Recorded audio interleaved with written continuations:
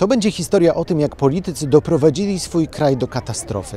Gdybyście byli tutaj, w Libanie, powiedzmy 10 lat temu, położyli się i zasnęli i obudzili się właśnie po tych 10 latach, to nie uwierzylibyście, do jak potężnej katastrofy doszło tutaj właśnie przez te 10 lat. Liban był od wielu, wielu lat perłą Bliskiego Wschodu. Czasami zrujnowaną wojnami, ale zawsze odbudowywaną i przede wszystkim dumną. A teraz ludzie nie mają nawet na prąd.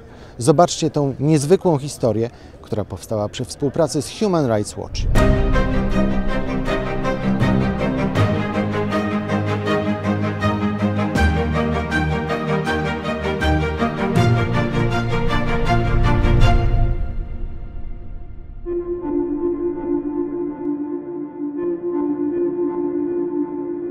Gdy zachodzi słońce, w Bejrucie robi się ciemno, podwójnie ciemno. W mieście nie ma prądu. Po zmroku widać jedynie światła samochodów.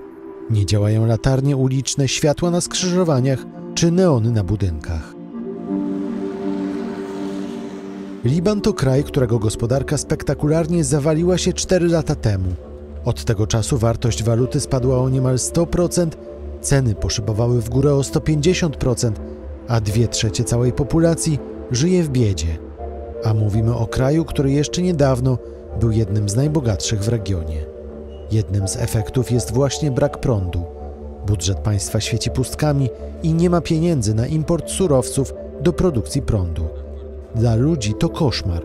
W domach nie tylko jest ciemno, ale nie ma też bieżącej wody, nie działają lodówki czy klimatyzacja. كان واحد يسيسر اموره يعني كانوا يجيبوها 3 ساعات يقطعوها 3 ساعات محموله ليل نهار ما تجي هلا الساعه ما بقى نحس فيها برجع بدي اطبخ مثلا بشتري لي جالون مي بغسل الخضره فيه وكذا وبقطع وبطبخ على قد لانه ما في براد ما في كهرباء يعني ما في براد. Ludzie kupują więc generatory, ale te są drogie. Oznacza to, że przeważająca większość Libańczyków musi wybierać.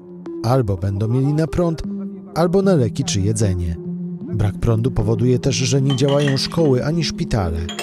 Według Human Rights Watch cała ta sytuacja to wynik wielu lat zaniedbań ze strony władz. Organizacja twierdzi w najnowszym raporcie, że przez 30 lat państwowa firma energetyczna zatrudniała głównie niekompetentnych szefów ze znajomościami wśród polityków. Do tego kwitła korupcja, a publiczne pieniądze rozpływały się. Teraz firma nie ma na bieżącą działalność. A lucrative diesel generator market has proliferated to fill the supply gap, providing expensive and highly polluting electricity to those with the financial means to pay.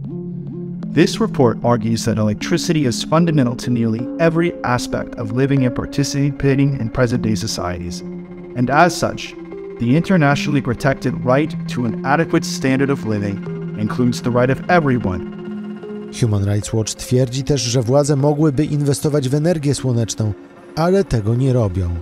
Szans na wyjście z kryzysu nie ma, bo choć upadek Libanu jest ogromny, to politycy wciąż zajęci są walką o władzę i brak jest poważniejszych reform. Ci z Was, którzy znają Liban, pewnie teraz przecierają oczy ze zdumienia po tym, co zobaczyliście w tym filmie. Dlaczego doszło do takiej katastrofy?